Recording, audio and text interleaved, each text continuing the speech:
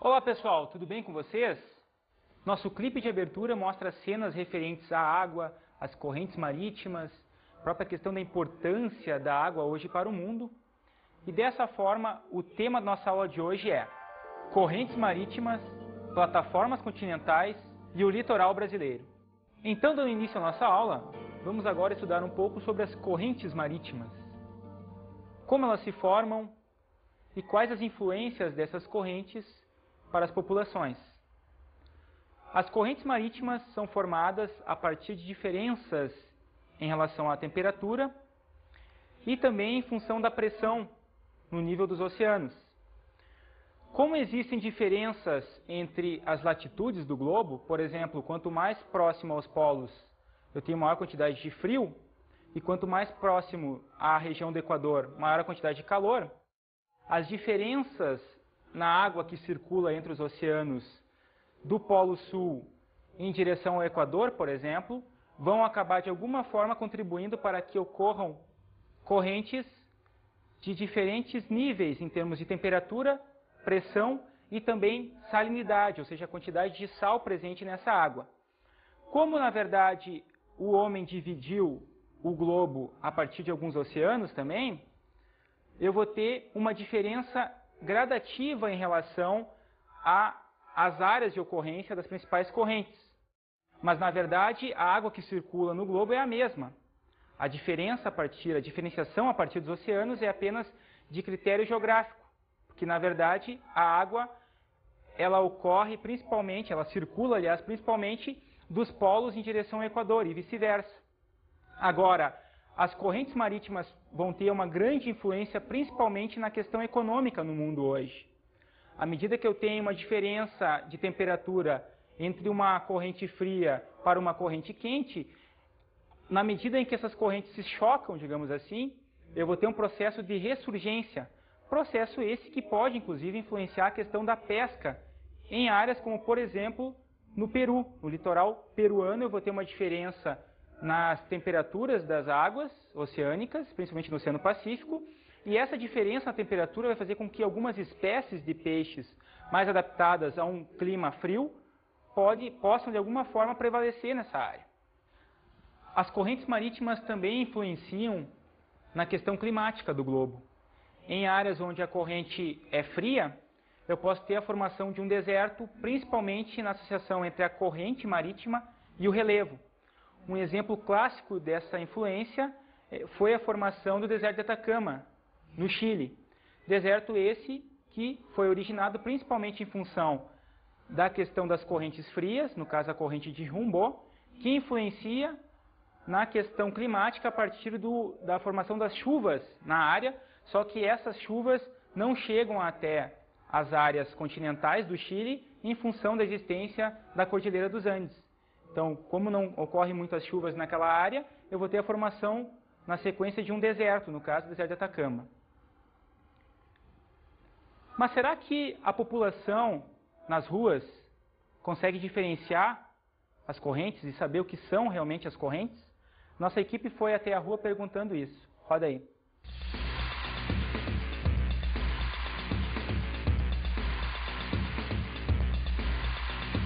Correntes marítimas são o vento que vem, que traz a corrente, que traz a onda para meter até a praia, não é isso? Vamos ver se eu me lembro do que é. É um desvio que você tem por causa da diferença de temperatura no mar, por causa de iluminação, por causa de vários tipos de coisa, causa um efeito de corrente, de movimentação da água na superfície em diversos níveis de profundidade. O movimento do oceano. São movimentos, né, que acontecem, né, naturalmente na Terra, né? Por exemplo, corrente de Humboldt, corrente das Falklands, tem corrente de água quente e água fria. Daí. E agora, você acha que elas são importantes? Elas influenciam na nossa vida? Definitivamente. Por quê? Porque elas influenciam a temperatura também, influenciam a precipitação, influenciam vários fenômenos meteorológicos por causa da movimentação de águas. Influencia. Se não tivesse corrente marítima, não haveria migração dos peixes. As correntes marítimas elas podem ocasionar desertificação, por exemplo, na própria África. Pode, digamos, aumenta muito a quantidade de peixes ali no litoral ali do Peru. O modelo meteorológico é muito complicado. O que acontece num lugar não deixa de influenciar em outro. Bem, vocês viram que a população possui algum conhecimento a respeito das correntes marítimas, principalmente nas suas influências em relação ao clima, em relação à questão econômica, e as correntes, na verdade, possuem formações relacionadas também às diferenças de temperatura. Dessa forma, para ilustrar a nossa aula nesse momento, nós vamos agora ver cenas do filme Procurando Nemo. Roda aí.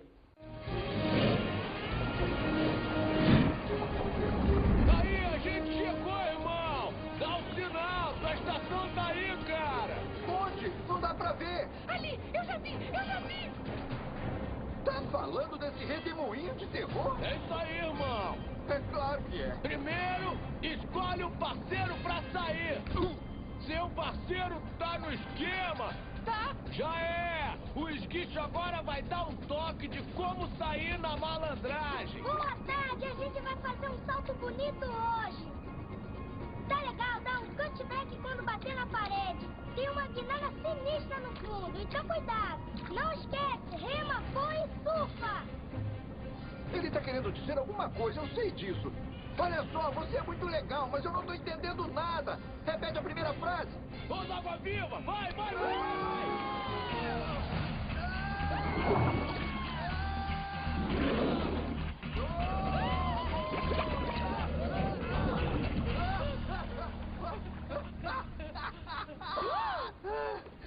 Foi bem legal.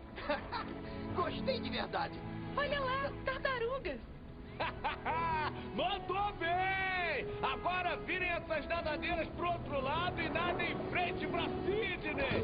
Aí, vai na paz! Vai na paz. Valeu, irmão Crush.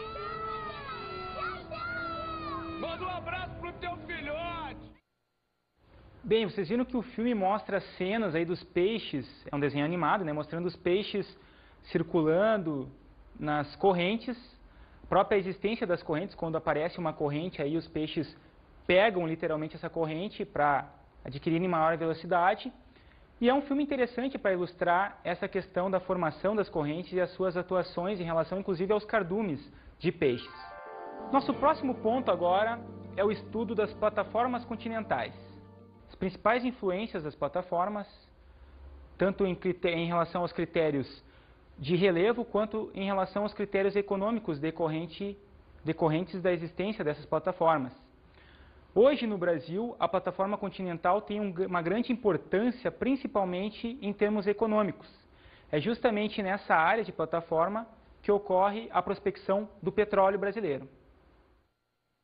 Mas as plataformas continentais representam, na verdade, uma continuidade das áreas continentais.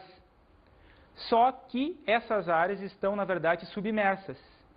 E existem principalmente em função da questão do escoamento dos resíduos, dos sedimentos, a partir dos continentes. Nas áreas mais altas, no caso os planaltos, para as áreas de planície.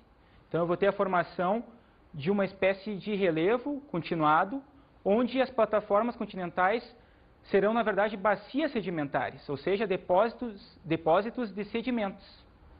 Mas as plataformas continentais não são as únicas estruturas decorrentes dos processos sedimentares em relação ao litoral brasileiro. Ocorre também uma feição intermediária entre a plataforma continental e a elevação ossopé, chamada talude. O talude vai formar, inclusive, alguns cânions submarinos, em função também de uma sedimentação e processos tectônicos associados à plataforma continental. Na sequência, eu vou ter um prolongamento depois do talude chamado elevação ossopé, com um nível maior em termos de altitudes em relação já ao mar. Então são feições, na verdade, de relevo, só que um relevo submarino. Ainda em relação às plataformas continentais, é importante frisar que a utilização econômica nessas áreas aumentou gradativamente, principalmente a partir da década de 1950 no Brasil, com a criação da Petrobras. Esta empresa hoje consegue prospectar em alto mar, nas plataformas continentais, a partir das suas plataformas de extração, uma grande quantidade de petróleo. E hoje o Brasil já atinge quase níveis de autossuficiência em relação ao petróleo e seus derivados. Então é claro que a plataforma continental é muito importante em termos econômicos hoje.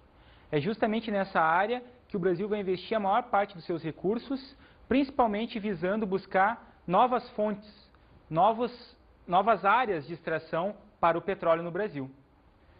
Mas a prospecção de petróleo na plataforma continental brasileira vai acarretar também alguns impactos ambientais para esta área. O vazamento de óleo dos navios cargueiros, de alguma forma, contribui para a redução de espécies marinhas. Então, obviamente que o governo, a partir da empresa estatal, no caso Petrobras, tem que ter uma preocupação maior também com a questão ambiental, buscando, obviamente, diminuir os impactos da atividade petrolífera no território brasileiro. Vamos falar agora sobre a estrutura do litoral brasileiro. O litoral brasileiro apresenta diferenças, principalmente no que diz respeito à questão da formação das feições presentes no litoral. Aqueles litorais que apresentam diferenças em termos de recortes no relevo vão apresentar também diferenças em relação à vegetação e também na forma como as populações vivem nessas áreas. A própria questão do turismo também associado a estas áreas, os litorais que são mais recortados, digamos assim, em termos de feições, são aqueles litorais que vão apresentar, inclusive, uma quantidade de temperatura maior em relação às suas águas e, obviamente, vão ser litorais mais propícios para o turismo também. Já em áreas onde o litoral é um litoral que apresenta uma quantidade menor de feições, é um litoral mais extenso em termos de continuidade, como, por exemplo, o litoral do Rio Grande do Sul, são litorais que vão apresentar, inclusive, temperaturas mais frias em função da latitude nas suas águas e também vão ser litorais que vão apresentar a própria cor da água diferenciada. São litorais considerados mais feios em relação ao turismo, por exemplo, são litorais que não atraem tantas populações de turistas de outros países, por exemplo, de outros estados brasileiros. E também eu vou ter uma diferença na questão da quantidade de algas existentes, ou seja, o tipo de população marinha presente nesses litorais vão ser diferentes para outras regiões brasileiras. Mas como ocorreu a ocupação do litoral brasileiro? Inicialmente, os primeiros povos a habitarem o litoral brasileiro foram os índios. Tinham toda uma alimentação vinculada ao mar, os frutos do mar existentes alimentavam as populações indígenas e uma das provas da existência dessas populações nessas áreas litorâneas são os sambaquis, que na verdade são restos de conchas que comprovam a existência e a utilização das populações indígenas para as áreas litorâneas brasileiras. Passado esse período, nós vamos ter a ocupação efetiva do litoral brasileiro com a chegada dos portugueses, por volta de 1500. E aí eu vou ter a instauração das principais feitorias, capitanias hereditárias e depois as primeiras vilas e cidades. Ou seja, a população brasileira começa inicialmente a ocupar a faixa litorânea. E até hoje as principais cidades estão ou na faixa litorânea ou próximas a ela. À medida que ocorre uma expansão urbana das cidades litorâneas, eu vou ter uma série de impactos ambientais decorrentes dessa utilização. Um dos principais impactos ambientais hoje diz respeito à questão da formação dos bancos de areia, chamadas dunas, que são impedidas de existirem, principalmente em função da expansão urbana nas áreas litorâneas, na faixa de área próxima às praias. Nessas áreas hoje ocorre uma grande elevação em termos de construção civil, com a criação de prédios, de casas, que impedem no processo seguinte a formação das dunas. Então hoje eu tenho um grande número de organismos ambientais e mesmo dentro das prefeituras fiscalizando as construções e impedindo inclusive as construções nessas áreas de formação natural de dunas. Outro problema ambiental relacionado à ação urbana nos litorais, nas cidades litorâneas, diz respeito à questão do lançamento de dejetos, tanto industriais quanto residenciais, no mar. As principais cidades localizadas em áreas litorâneas, como o Rio de Janeiro, por exemplo, não têm ainda uma política pública das prefeituras, principalmente em relação ao lançamento de esgotos, dejetos, que muitas vezes ocorrem nas baías ou mesmo no mar. Então, é preciso que ocorra realmente uma preocupação ambiental maior com essas áreas, porque justamente a contaminação da água do mar nessas áreas acaba de alguma forma afetando inclusive populações ribeirinhas. Aqueles pescadores, os caiçaras, por exemplo, no litoral paulista e carioca, que necessitam da pesca, só que cada vez mais a pesca nessas áreas é prejudicada em função da poluição existente nessas áreas. Mas mesmo que ocorram índices altos de poluição nessas áreas próximas às principais cidades brasileiras, cidades litorâneas no caso, ainda assim eu vou ter uma pesca, no caso, muito mais efetiva em relação ao litoral brasileiro. Alguns estados, como Santa Catarina, se especializaram na pesca de lagostas e outros frutos do mar, principalmente em função dos preços praticados nesses tipos de peixes e crustáceos. São preços realmente altos em relação aos principais restaurantes, os principais mercados do Brasil, e obviamente que a pesca vai ser uma pesca profissional, aquela pesca que ocorre inclusive em alto mar. Só que para as populações ribeirinhas, aquelas populações, os grupos de pescadores, como os caiçaras, por exemplo, ela não é uma pesca profissional, digamos assim, industrial. Ela é uma pesca artesanal que utiliza equipamentos rudimentares, barcos rudimentares, e o que está ocorrendo muito nos últimos anos no litoral brasileiro é que essa população de pescadores ela não tem os equipamentos necessários para a pesca em alto mar, inclusive, e basta ocorrer uma espécie de temporal em alto mar para que essas populações sofram os riscos da pesca, que hoje é cada vez mais uma atividade rentável para as famílias precisam dessa atividade, e os riscos, na verdade, não são calculados pelas populações em função da necessidade de uma ocupação, de uma subsistência. Outro fator importante em relação ao litoral brasileiro diz respeito à questão do turismo. Turismo esse que vem crescendo gradativamente, principalmente em função daqueles navios transatlânticos que chegam até a costa brasileira, trazendo turistas europeus, norte-americanos, japoneses, incentivando o turismo regional, principalmente no Nordeste brasileiro, mas os impactos decorrentes dessas ações também não são calculados. Só que em termos econômicos, a participação do turista ela acaba alavancando o comércio e a economia das principais cidades, cidades como Salvador, Fortaleza, Recife, Natal, são cidades que recebem grandes quantidades de turistas que injetam muitos capitais, muitos dólares e euros dentro das economias locais, com o turismo, visitando os prédios históricos, os museus, né? Visitando todas as atividades turísticas dessas grandes cidades litorâneas, principalmente em relação ao litoral nordestino. O turismo também vai trazer um certo impacto em relação ao uso do espaço, principalmente no que diz respeito ao surgimento de um novo conceito, no caso de privatização do espaço, na questão das praias, ou seja, algumas praias do litoral nordestino hoje possuem o seu uso vinculado a algumas redes hoteleiras. E nessas áreas, a população que não está hospedada não pode frequentar. Então, obviamente que a partir desses investimentos, até a questão do uso do espaço e a forma como ele é destinado, está sendo modificada em função das atividades ligadas ao turismo, sobretudo na região nordeste do país. Outro impacto decorrente da questão do turismo, principalmente em relação à região nordeste, diz respeito à questão das trocas culturais e das mudanças culturais impregnadas na população, principalmente em função de um turismo voltado para o público estrangeiro. O que ocorre? As populações ribeirinhas, principalmente do litoral nordestino, vão de alguma forma mudar os seus hábitos, as suas formas de sobrevivência atreladas à pesca, por exemplo, em função de trabalhos que remuneram melhor, de uma forma melhor, principalmente em função da questão do turismo voltado para o estrangeiro.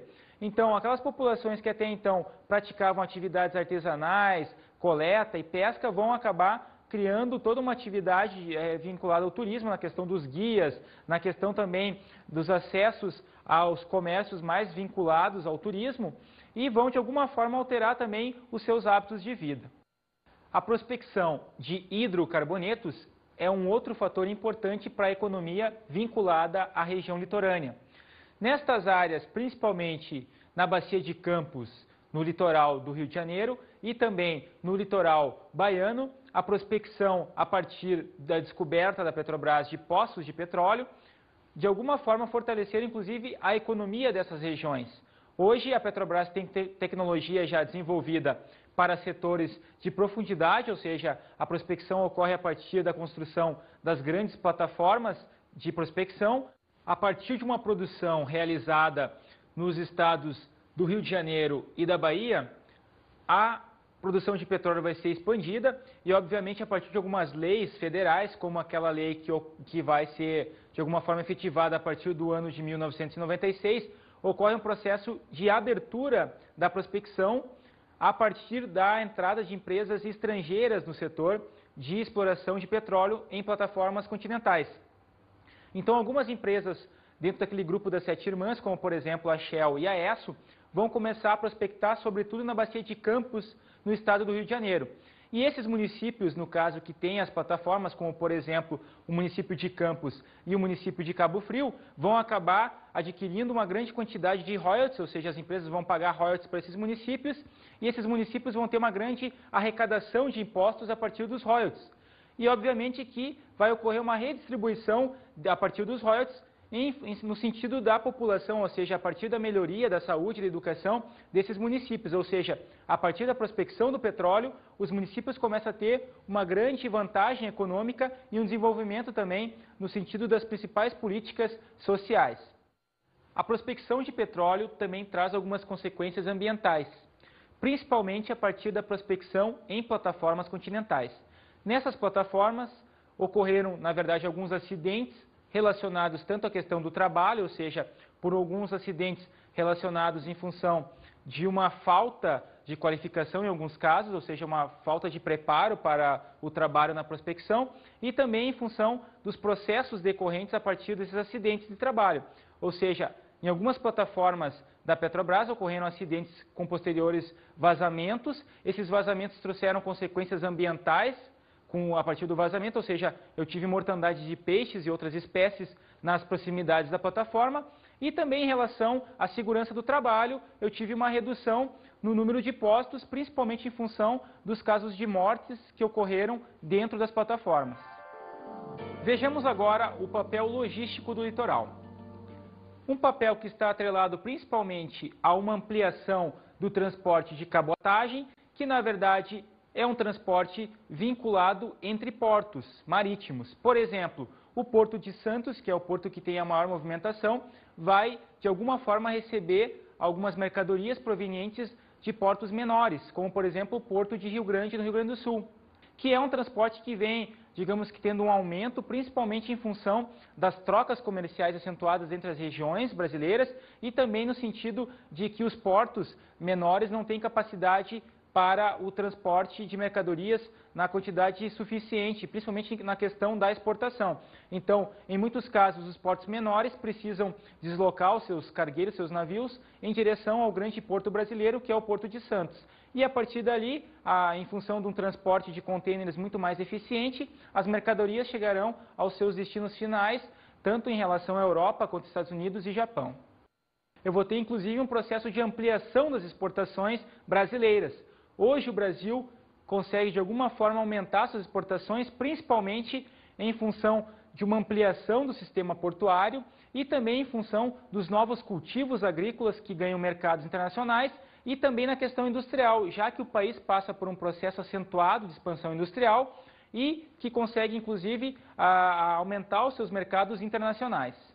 Para ampliação do transporte, é necessário também uma ampliação dos portos, ou seja, à medida que a economia brasileira vai crescendo, o próprio governo federal pensa numa estratégia nova em relação aos portos.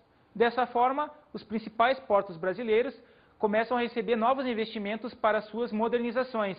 Exemplo dessas políticas ocorreram nos portos de Rio Grande, no Rio Grande do Sul, no porto de Paranaguá, no Paraná, no porto de Sepetiba, no Rio de Janeiro, e no grande porto brasileiro, no caso Santos, em São Paulo. Nesses 4 portos ocorreram investimentos maciços, principalmente na questão dos containers, ou seja, foram criadas áreas logísticas para o recebimento de grandes cargueiros e também para uma mais rápida, digamos, mais rápido atrelamento, aliás, na questão da logística para a distribuição das mercadorias e acondicionamento delas. Ou seja, hoje, uma empresa que quer exportar consegue fazer isso em algumas horas, enquanto que há 20 anos atrás, por exemplo, levavam dias para que essa empresa conseguisse de alguma forma armazenar os seus produtos e na sequência exportá-los. Vamos ver agora como funciona o Plano Nacional de Gerenciamento Costeiro. O Plano Nacional de Gerenciamento, na verdade, é uma política do governo federal visando, sobretudo, uma utilização racional do espaço costeiro, do espaço litorâneo brasileiro, já que os impactos ambientais vêm aumentando gradativamente. Então, dessa forma, a partir de algumas políticas de controle do uso do espaço, permitem com que as ações nesses espaços sejam ações amenizadas do ponto de vista ambiental, ou seja, o impacto ambiental causado pelas populações e pelas empresas deve ser um impacto menor do que os impactos praticados atualmente, por exemplo. Os estados se comprometem a proceder a uma ordenação integrada e ao desenvolvimento sustentável das zonas costeiras, além de impedir, reduzir e controlar a degradação do meio marinho, melhorar o nível de vida das populações costeiras, manter a biodiversidade, ordenar os conhecimentos tradicionais e interesses das comunidades locais, preservar os ecossistemas frágeis e fomentar a pesquisa e a troca de informações, valorizando os conhecimentos ecológicos tradicionais. Plano Nacional de Meio Ambiente. A Zona Costeira Brasileira. Ministério do Meio Ambiente, 1993.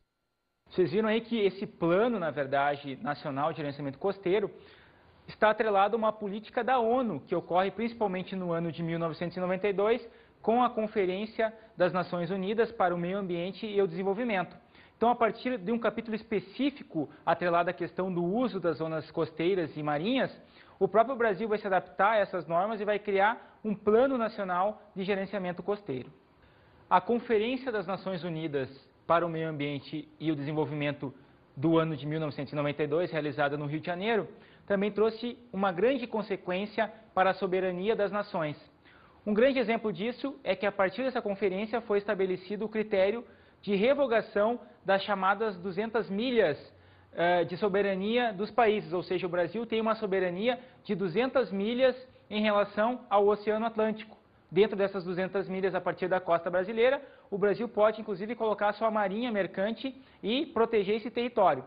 Só que, a partir dessa conferência, a questão das 200 milhas foi revogada, a lei das 200 milhas, e hoje foi estabelecida uma nova norma no caso das 12 milhas, ou seja, até 12 milhas o país tem soberania. E em relação às 200 milhas, foi estabelecido um critério relacionado à questão econômica, as zonas econômicas de exploração. Então, aquela nação que vai, de alguma forma, prospectar recursos minerais, a questão da pesca nessas 200 milhas, vai poder manter a sua soberania sobre essas 200 milhas. Agora, aquela nação que não conseguir prospectar todos os recursos, pode, inclusive, ter que liberar o uso dessa área para uma outra nação que tem maior competência na exploração dos recursos. E finalizando, vamos ver o litoral brasileiro e suas principais ações econômicas. A partir de um processo acentuado de globalização econômica, as áreas litorâneas passam a representar um papel fundamental na questão da atrelação do território brasileiro com as demais áreas do globo. A partir de um sistema integrado de transportes, no caso marítimo, mas também em função das trocas relacionadas ao transporte aéreo e também na questão dos sistemas logísticos de telecomunicações, o litoral vai representar um papel fundamental na questão da inserção do Brasil no processo de globalização mundial. Ao mesmo tempo, o processo de globalização também vai acentuar os capitais investidos nas áreas litorâneas, principalmente no litoral nordestino, que é uma área extremamente benéfica para a atração de novos investimentos, tanto da rede hoteleira quanto das grandes empresas, grandes indústrias do setor alimentício, que vão buscar se instalar nessas áreas em função de uma demanda associada ao turismo, mas também por um público consumidor local nas principais capitais da região. Outro processo verificado na zona litorânea diz respeito à questão da urbanização acentuada em função de um predomínio atual daquele modelo associado ao Ocidente, de que as pessoas que vivem próximas ao mar são mais felizes e têm uma melhor qualidade de vida. Então, muitas famílias, muitas pessoas relacionadas a alguns setores econômicos estratégicos vão buscar se instalar e morar e habitar, obviamente, nas áreas litorâneas em função dessa propaganda toda existente na questão da qualidade de vida associada ao mar.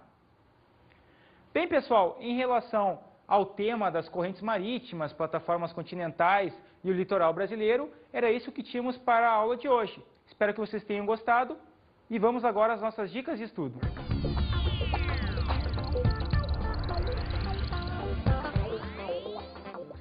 Bem, pessoal, a minha dica de estudo para vocês hoje é o livro Contribuições para a Gestão da Zona Costeira do Brasil, de autoria de Antônio Robert de Moraes, da editora EDUSP. Este livro vai trazer as principais contribuições na questão do gerenciamento da zona costeira brasileira, com as principais leis a partir do Ministério do Meio Ambiente. É um livro importante para mostrar quais são as principais políticas do governo federal em relação a esta área de fundamental importância econômica que é a zona litorânea. Espero que vocês tenham gostado da nossa aula de hoje, bons estudos e até a próxima!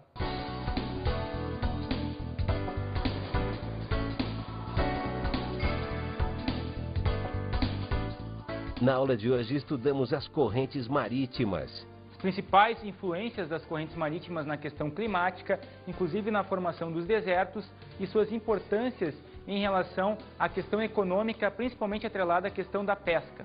Aprendemos sobre as plataformas continentais. As principais feições atreladas às plataformas continentais e a influência dessas plataformas na questão, inclusive, econômica associada ao petróleo. Bons estudos!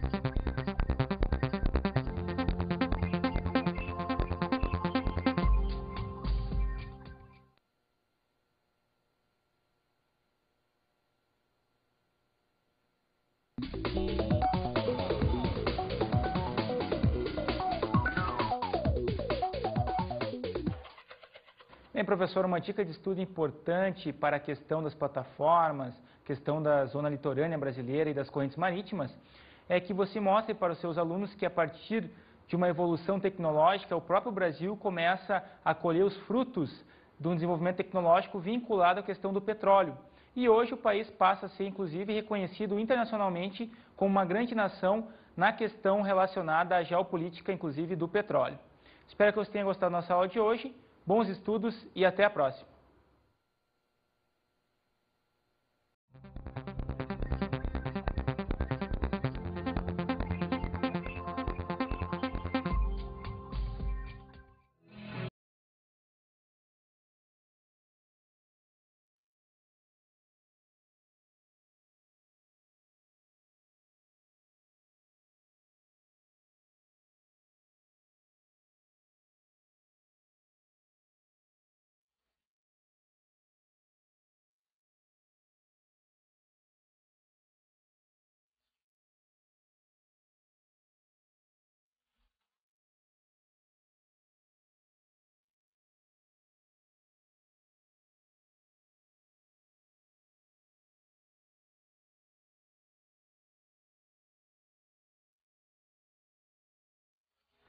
Olá pessoal, tudo bem com vocês?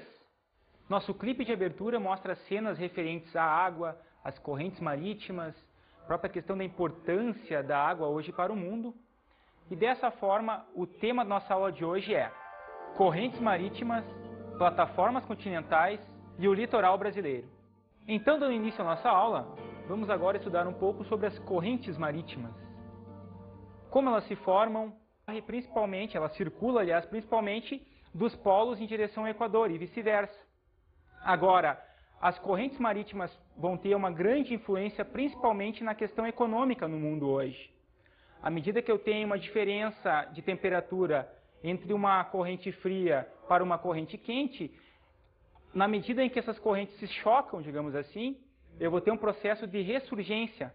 Processo esse que pode, inclusive, influenciar a questão da pesca em áreas como, por exemplo, no Peru, no litoral peruano, eu vou ter uma diferença nas temperaturas das águas oceânicas, principalmente no Oceano Pacífico, e essa diferença na temperatura vai fazer com que algumas espécies de peixes mais adaptadas a um clima frio possam, de alguma forma, prevalecer nessa área. As correntes marítimas também influenciam na questão climática do globo. Em áreas onde a corrente é fria, eu posso ter a formação de um deserto, principalmente na associação entre a corrente marítima e o relevo. Um exemplo clássico dessa influência foi a formação do deserto de Atacama, no Chile. Deserto esse que foi originado principalmente em função da questão das correntes frias, no caso a corrente de Humboldt, e quais as influências dessas correntes para as populações. As correntes marítimas são formadas a partir de diferenças em relação à temperatura e também em função da pressão no nível dos oceanos.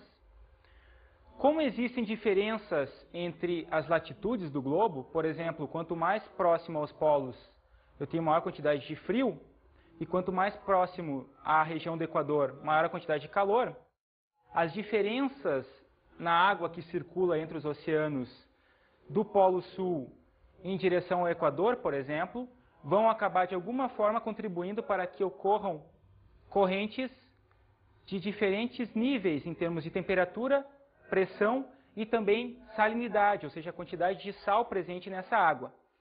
Como, na verdade, o homem dividiu o globo a partir de alguns oceanos também, eu vou ter uma diferença gradativa em relação às áreas de ocorrência das principais correntes. Mas, na verdade, a água que circula no globo é a mesma. A diferenciação a partir dos oceanos é apenas de critério geográfico, porque, na verdade, a água, ela ocorre... Porque elas influenciam a temperatura também, influenciam a precipitação, influenciam vários fenômenos meteorológicos por causa da movimentação de águas. Influencia. Se não tivesse corrente marítima, não haveria migração dos peixes. As correntes marítimas elas podem ocasionar desertificação, por exemplo, na própria África. Pode, digamos, aumenta muito a quantidade de peixes ali no litoral ali do Peru. O modelo meteorológico é muito complicado. O que acontece num lugar não deixa de influenciar em outro. Bem, vocês viram que a população possui algum conhecimento a respeito das correntes marítimas, principalmente nas suas influências em relação ao clima, em relação à questão econômica, e as correntes, na verdade, possuem formações relacionadas também às diferenças de temperatura. Dessa forma, para ilustrar a nossa aula nesse momento, nós vamos agora ver cenas do filme Procurando Nemo. Roda aí. Aí, a gente chegou, irmão! Dá um sinal! Tua estação tá aí, cara! Onde? Não dá pra ver! Ali, eu já vi!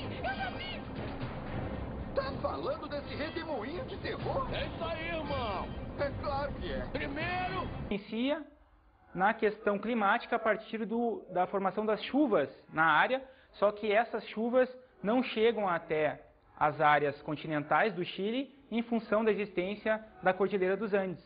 Então, como não ocorrem muitas chuvas naquela área, eu vou ter a formação na sequência de um deserto, no caso, o deserto de Atacama. Mas será que a população nas ruas consegue diferenciar as correntes e saber o que são realmente as correntes? Nossa equipe foi até a rua perguntando isso. Roda aí.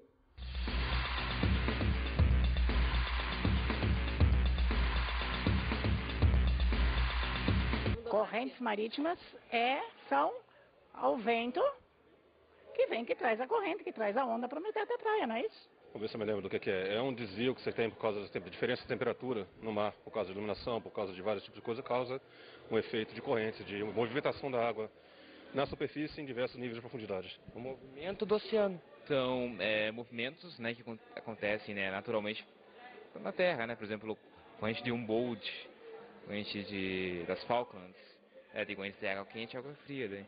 E agora, você acha que elas são importantes? Elas influenciam na nossa vida? Definitivamente. Por quê?